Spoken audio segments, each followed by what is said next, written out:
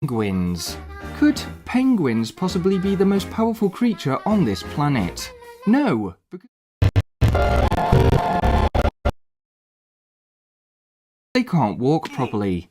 What penguins can do though is fly. Oh no, wait, that's not right. What penguins can do though is swim. Many times I have attempted to take over the world by conquering the land in Spore, but I have been a fool.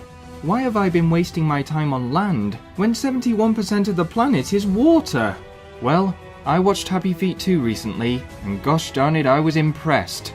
I shall create my own army of penguins, and this time all 100% of the planet will be mine. Without further ado then, let's jump straight in to the 2008 live simulation game, Spore. Now, when I imagined the species that would take over the world, what I didn't imagine was this. There was so much wrong with my initial penguin design. For example, the mouth. Just because I'm making a penguin doesn't mean I'm trying to make Pingu. I don't want to be marching into battle just hearing... Some drastic changes needed to be made. Thankfully, I knew just what to do. And, before long, Peter the Penguin was created. Okay, this is the bit where I do the backstory. Peter had always had one dream, to sail the 7 seas on his very own pirate ship. He wanted to scourge every body of water available to him. Yes, one day the entire ocean would be his. Then, as he gazed out upon the big blue horizon, something occurred to him. Who actually owned the ocean? What was stopping him just swimming out and claiming it as his own? In fact, he would do just that. He ran down the beach, into the ocean, and began to swim out as far as he could. This was going to be easy. The ocean would be his in no time. Oh my god, what is that? Oh my god, no! And that's where Peter's story ended, unfortunately, guys. No, just kidding. As it turned out, the ocean was currently inhabited by a large sea monster. Peter was not yet powerful enough to take on such an enemy. For now then, if he couldn't be the greatest pirate on the 7 seas...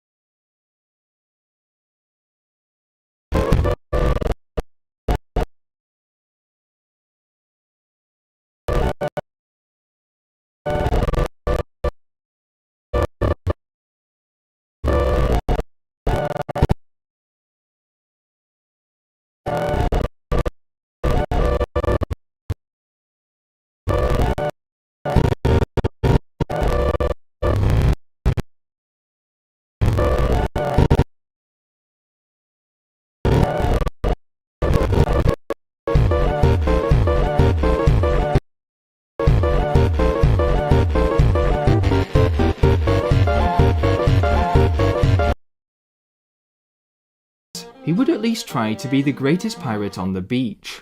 With this in mind, Peter began to run up and down the shoreline, searching for places to do piratey things, such as burning and pillaging and downloading TV shows for free. Before long, he came across a small community of shrimps. This was perfect, and he began to ransack the shrimps for all that they were worth. Tasty, thought Peter. And as it turned out, the shrimps weren't the only creatures around.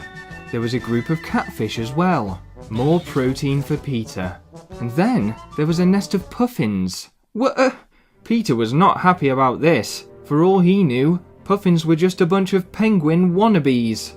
He would not stand for these no-good impersonators on his beach. Peter launched into an attack, but the puffins outnumbered him, and he had to make a tactical retreat. What followed was a rather intense chase scene, but in the end he managed to get away, and he returned home to find a strange shell had appeared at the penguin's base. Weird, but Peter thought nothing of it, and he treated it as another free protein meal. This gave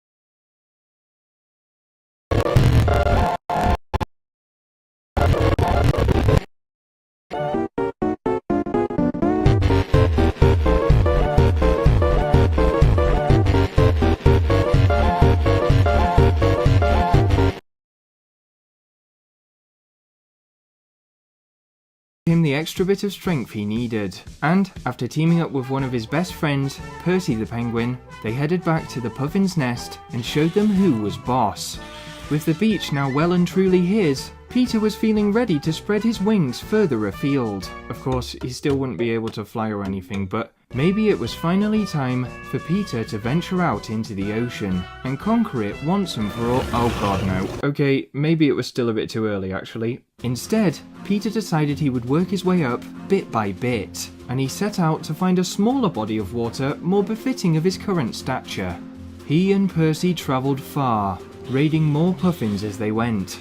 They saw many peculiar sights: the skeleton of a huge creature from times gone by, another nest of penguins that greeted them warmly, and then another peculiar shell, just like the one from before, except this one was bobbing up and down on the horizon. Oh no, it couldn't be.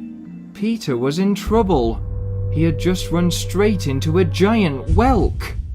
The whelk snarled at them with a menacing grimace, and then, in a flash, it was darting straight towards them. Peter ran as fast as his little flippers would carry him, but the whelk was gaining on them. It was going to catch them. That's when Percy turned around and made the ultimate sacrifice. He faced the whelk head on, buying Peter just enough time to be able to escape unscathed. Want a game like a pro? Find gear your way with the Google app. Tap the lens icon. With the devastating passing of his one and only friend, Peter had almost forgotten about his grudge match with the sea monster. His new nemesis was the giant whelk, and he knew exactly what he had to do to defeat him. Peter was going to assemble the greatest pirate crew there had ever been. He would search heaven and earth for the most fearless and brutal warriors around, and with a renewed sense of purpose, he set out again on another journey. He hadn't been travelling long, however, before he began to hear the pattering of footsteps behind him. He turned around, and to his surprise, he was being followed by a small, adorable elephant. Peter was not in the mood. This elephant was far too cute, and he ignored it and kept on moving. But the elephant seemed to be following him wherever he went. After walking for quite some time with the elephant shadowing his every step, he came across the thing he'd been looking for all this time. A little pool of water, just the right size for a small penguin like him. The elephant had been escorting him here. Peter thanked him with all his heart and invited him to be the first member of his pirate crew. Together, they pronounced this small bit of water as their very first piece of ocean, and they took the time to have a good splash about before moving onwards. As the day wore on, the good fortune did not end there, as, just a short journey away from Peter's new pond, he stumbled across some of the perfect candidates to be his second crewmate. It was a bunch of trout. Peter made friends with the trout by singing them one of his favourite sea shanties, and with the help of the small elephant trumpeting away in the back.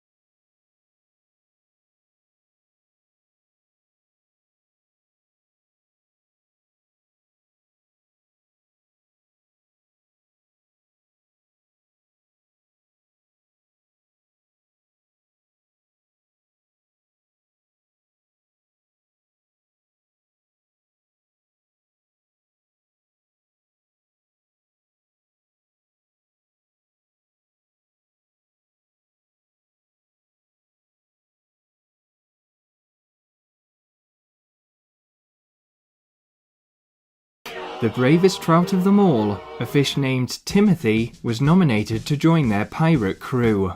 Together, the three of them felt unstoppable, and the rest...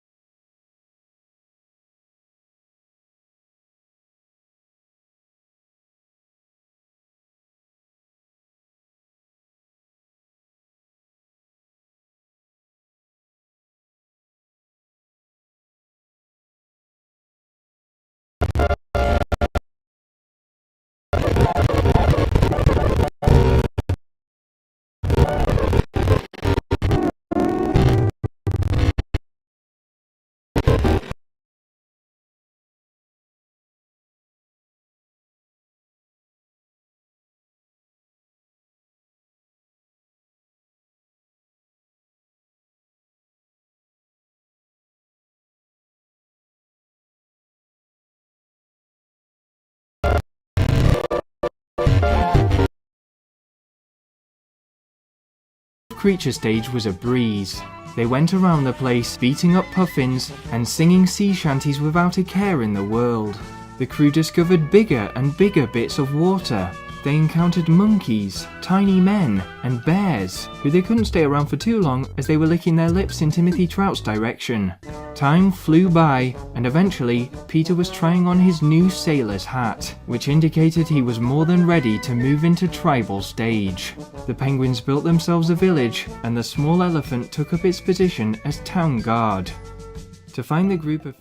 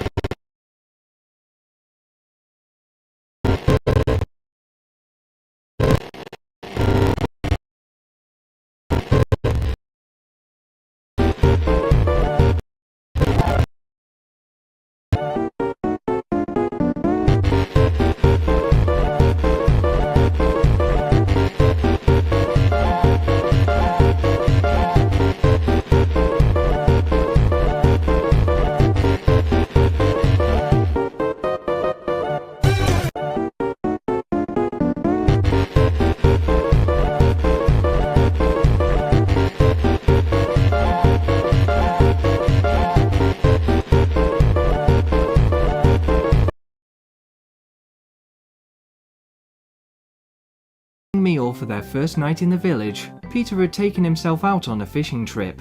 As he was scouting out the local shoreline and thinking about the process of designing his very first pirate ship, what he discovered on his travels was nothing short of catastrophic. A whole tribe of whelks had moved into the area, and, as if this situation couldn't get any worse, they were being overseen by the giant whelk himself. Peter sprinted back to base and alerted the other penguins. They immediately set about weaponizing themselves with pointed spears. As they did so though, it occurred to Peter that an all-out battle was not necessarily the pirates' way. No. Instead, he would devise a cunning plan. He himself would approach the whelks alone. He would sneak behind enemy ranks and steal all of their food supplies. And it was whilst the whelks were weakened by hunger that the penguins would make their move. Putting his plan into action, Peter circumnavigated the whelk settlement, making sure to be as sneaky as possible. However, when he reached the food supplies, the whelks turned around all at once, and he was caught red-flippered. In a flash, he was pinned down by their sharp jaws. But, against all the odds, during the following chase, he managed somehow to give them the slip. Inspired by Peter's stealth and dexterity, the rest of the penguin village wanted to give thievery a try. Soon, the whelks found themselves fighting against a constant stream of penguin robbers. In fact, the penguins were smuggling so much food that even the giant whelk was beginning to pay attention, and he ordered his whelk mercenaries to launch into a counterattack. With every one of the penguins so preoccupied by the thrill of the heist, the whelks essentially had a free shot at the penguins' base. But, as reliable as ever, the small elephant defended the penguin settlement with all his might, keeping the whelks at bay almost long enough for Peter to return. His effort was nothing short of heroic, but in the end, the whelks were too much, and in a tragic turn of events, the small elephant was defeated.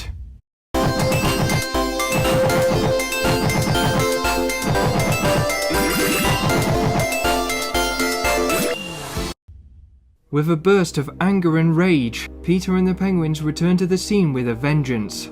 The whelks would pay for what they had done. Peter swore revenge on every single one of them, from normal size to giant.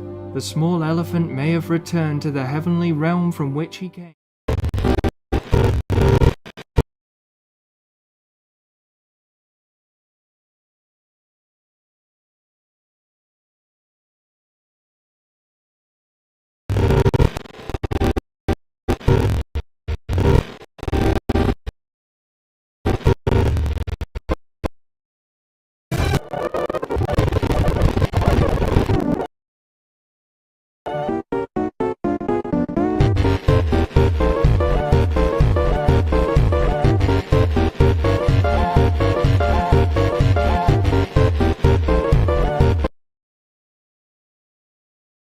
But down here on Earth there was a score to settle.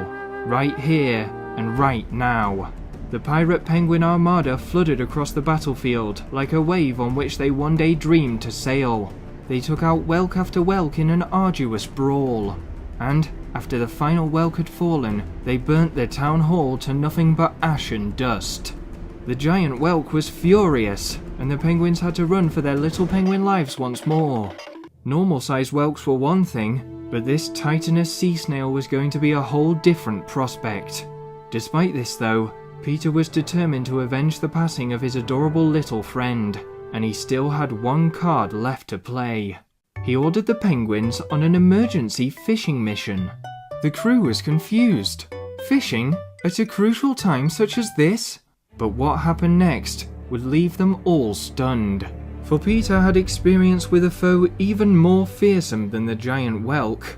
And, as they often say in the penguin community, yesterday's enemy is tomorrow's friend. It's a common saying amongst penguins, just trust me on that. Peter and the penguins looked out towards the ocean and began to sing their famous sea shanties one final time. From somewhere deep below the surface, who else but the huge sea monster answered their call. The great green beast swished his tail, flinging water high into the air, and a barrage of strange fish rained down upon the penguin crew. They took the fish home and served up a great banquet, a feast for the ages. And upon eating these magical fish, the penguins were granted unbelievable strength. It was now or never. They grabbed their spears, formed ranks once more, and with the will of the great sea monster driving them onwards, and thoughts of the small elephant in their hearts, they faced the giant whelk head on. The whelk was as tough as ever, but Peter and his crew were prepared. They attempted to confuse the whelk by making quick darts from side to side, taking advantage of its poor maneuverability. Eventually, after a huge effort and many spears thrown, the whelk could take it no more, and it fell to the ground with an earth-shattering thud.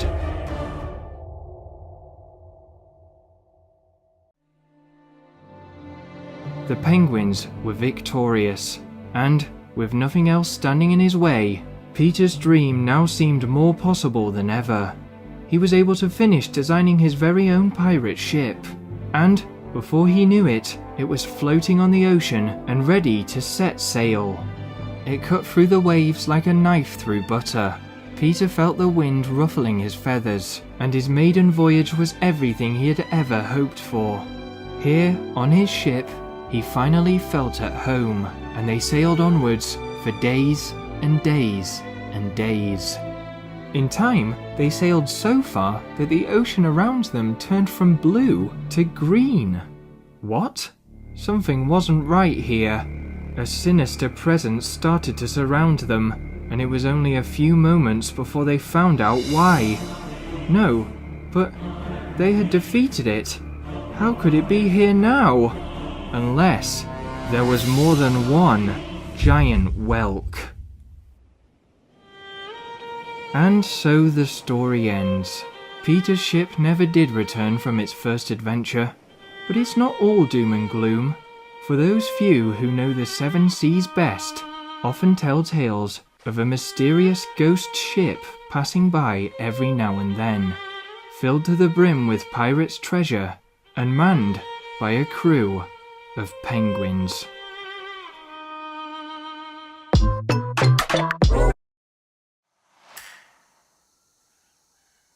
The stage is set, and this lot are... I've always said it. Crustaceans are better than people. People can't walk sideways. People don't have claws. And I would sooner make friends with a hermit crab than with this guy. Say it with me in the comments, everyone. Crustaceans are better than people.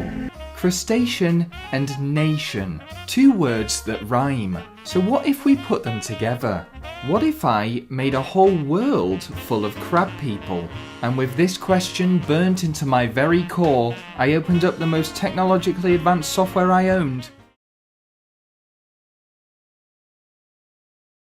The 2008 video game, Spore.